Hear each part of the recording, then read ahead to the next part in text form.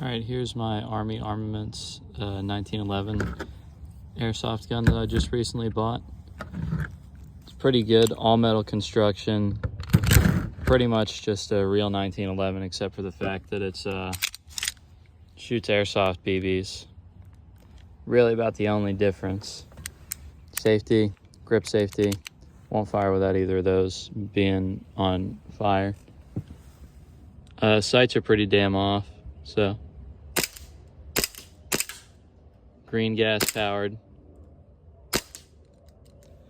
and it even well, whatever that's called, does that with the slide whenever it is out of ammo. Pretty cool.